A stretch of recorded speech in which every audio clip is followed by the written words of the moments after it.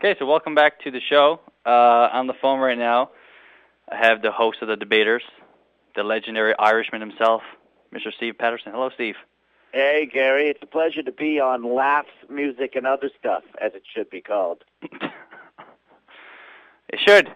I'll get it made up. If you ever come here, you can come in studio and we'll make a banner together. I expect a free T-shirt. Yes, I have glitter glue. Sweet. And other things, little ponies that we can sew on. Yeah, as long as Laughs comes first. It will. Maybe you'll come first. Steve, Laughs, Music. Even better. We'll just better. We'll just put a bunch of nouns and adjectives in there. I like it. Good. Okay, so your Irish stuff. I was listening to a bit that you did on a website earlier to get prepped for this.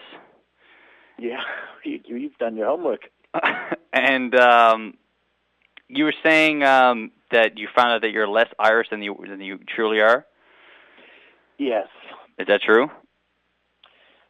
It is. My dad told me for years that my grandfather was born in Cork, Ireland, and I later found out he was born in Gaspé, which is very different, obviously, than Cork, Ireland. So I'm one generation further from Irish heritage than I thought. It's still there, but it explains why my accent isn't quite as pronounced.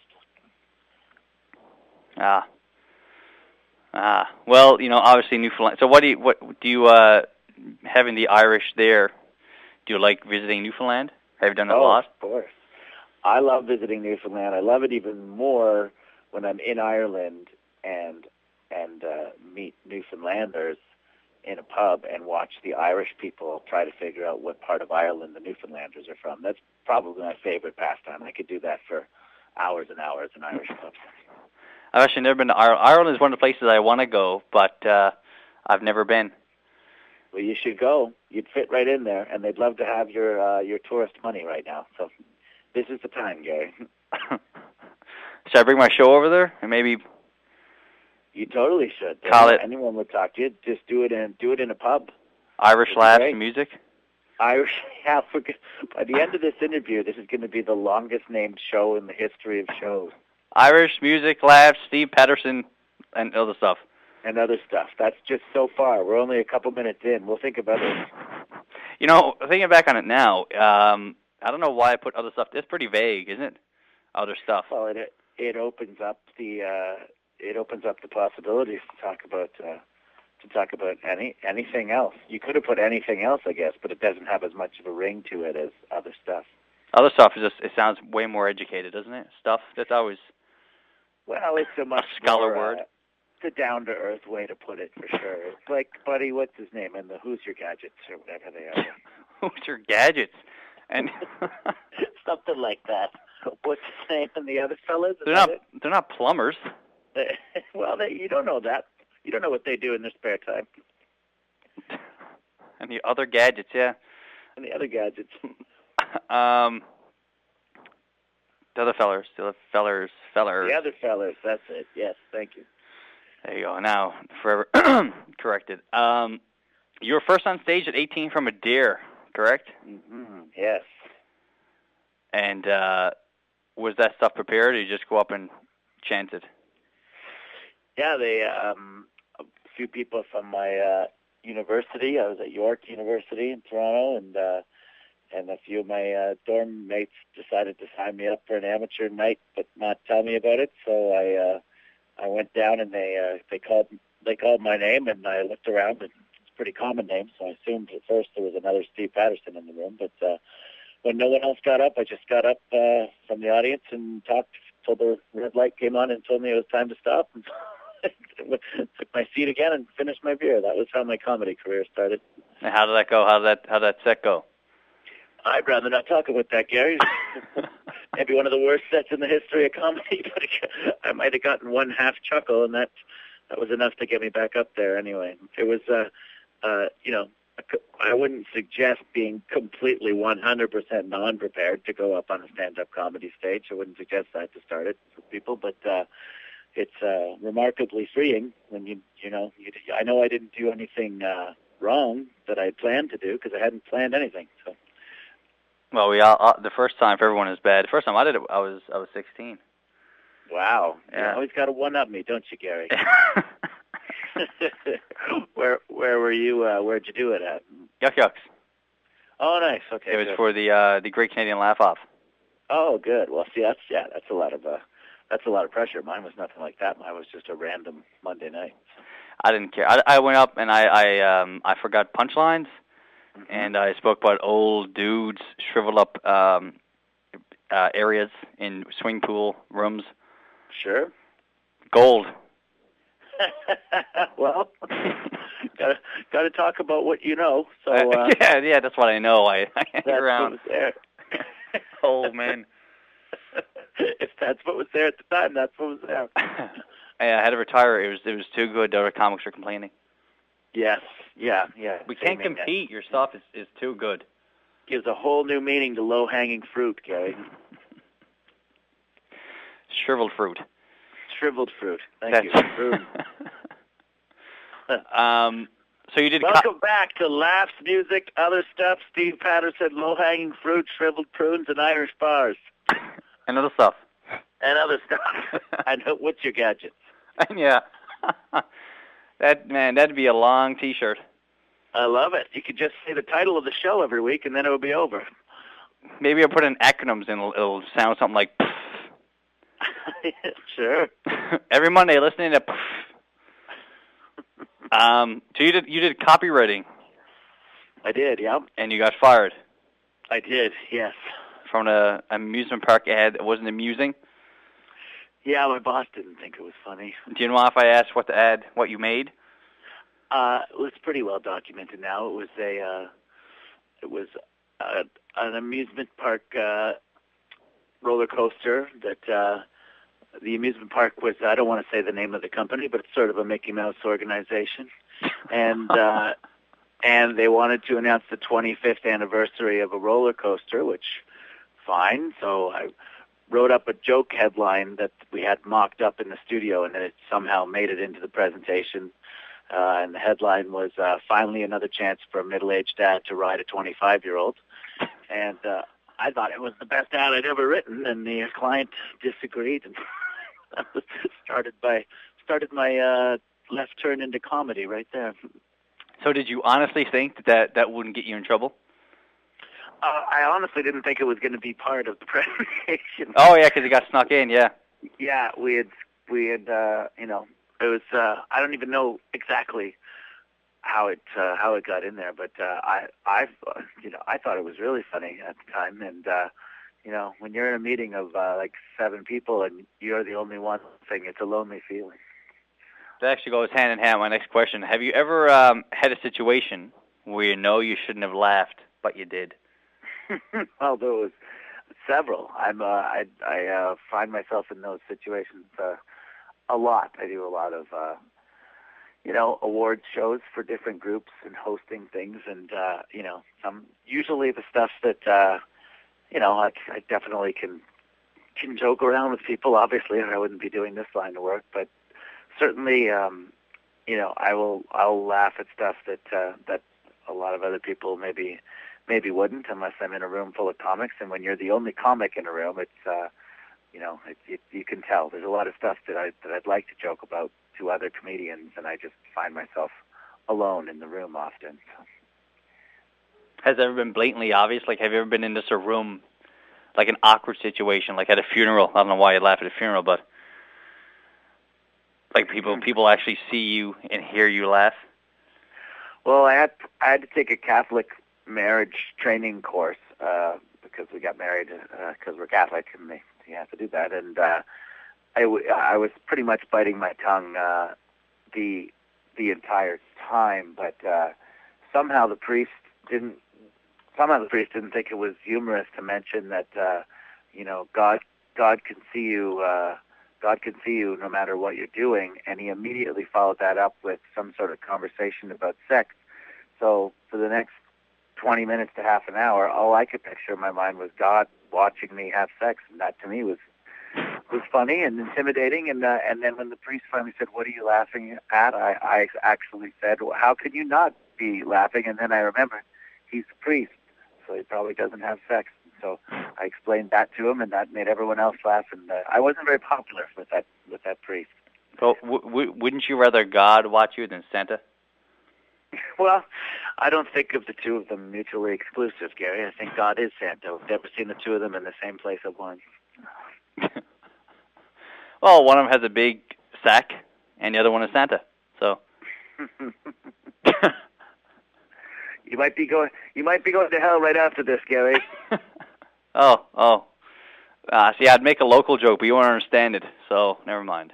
That's all right, with the Who's Your Gadgets and the What's Your Names. Exactly. I took the words out of my mouth.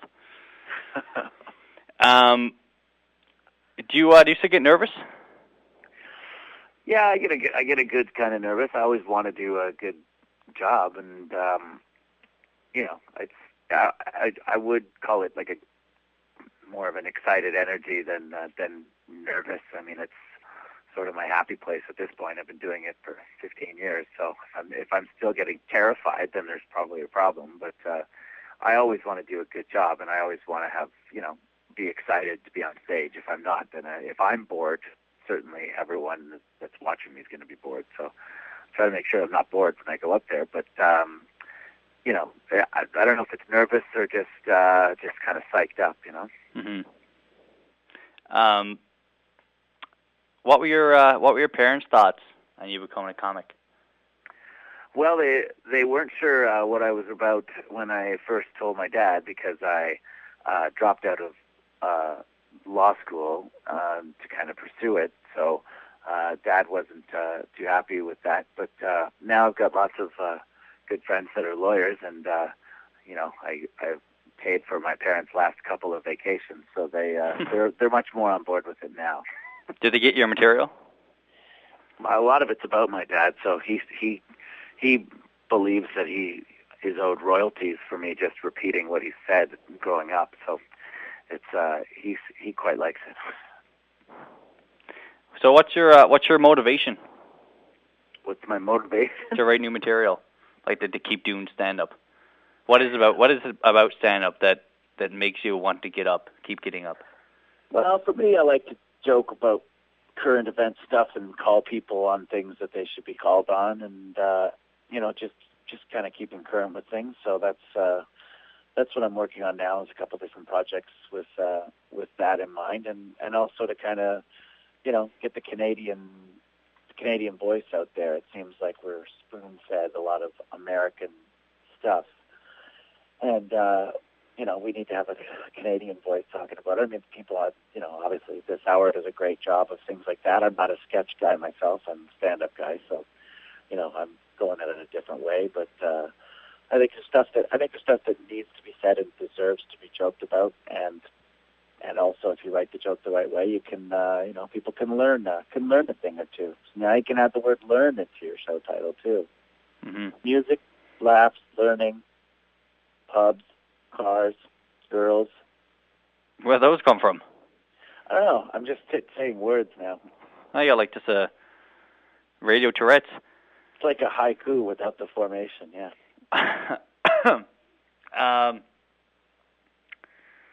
Well, I got to ask you about a joke. Okay. Because it's the joke that drew me to your stand-up.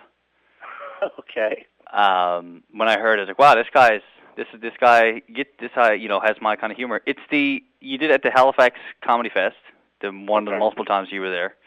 Yeah. And it was a joke about a razor. Okay, yeah. Do you know what I'm talking about? Probably the Mach 3 Turbo, yeah? Yeah. How did that come about? Were you actually like shaving one day and just go, you know what, this is redundant? I think it was. I honestly.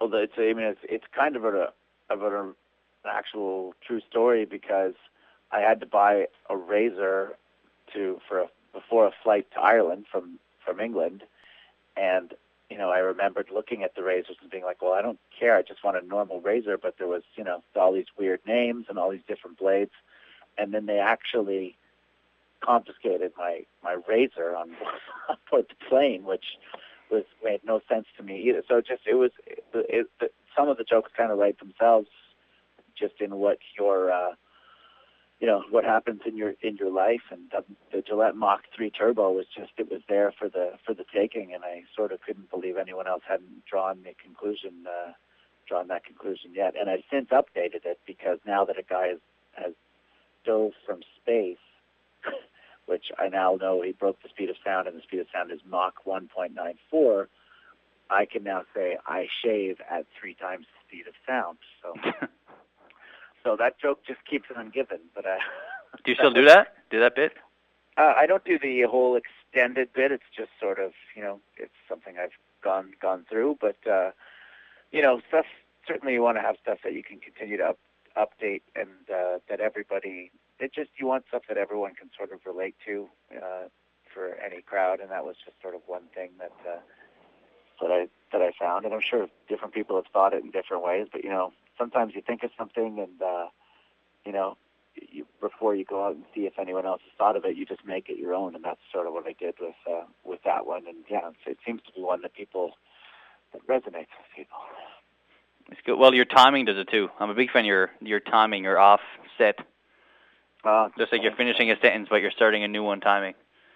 Yeah, that's the number one comment I got when I was starting out, was that I seemed like I was nervous, and then people just realized, oh, that's just how you talk on stage. It's good. I'm a fan of it.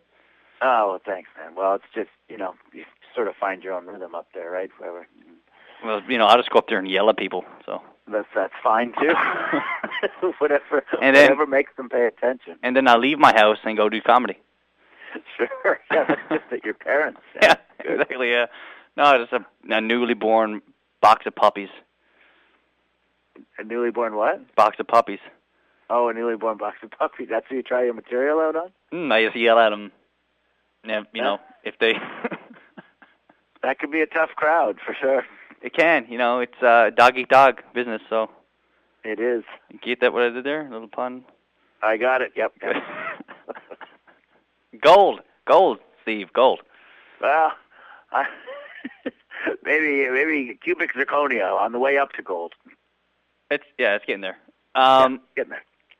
So I got a few more questions for you, because I know you gotta finish writing, Mr. Busy host of the debaters over here. Yeah, we got to. It's a comic's life. Sometimes they give us deadlines, and it happens to be one of those days. Okay, so a few less. What's your favorite food? My favorite food? Your favorite food? Probably now it's my wife's family's recipe pasta sauce, which has 5 different kinds of meat. And I was home while it was cooking during the course of the entire day yesterday, and it's pretty astounding. It's like when you see your wife making a meat sauce with wearing her apron and stirring away. That's pretty much husband porn right there, Gary. Nothing but that. Man, that sounds like a Newfoundland dish. Yeah, it could be. It would be at home. It's no 5 meats and a stroke. Yeah, it's no Jig's dinner there, but it's pretty good. Jig's dinner, yeah. Salt beef. Yeah. Did you have any of that when you? I did have a little bit. Yes. Yeah. Towntons. Have you had a Taunton? Have what's that one now? Taunton. A Taunton. Yeah. What is that? You know what a Taunton is? No. Steve. A Taunton. I take back. I don't like your timing anymore.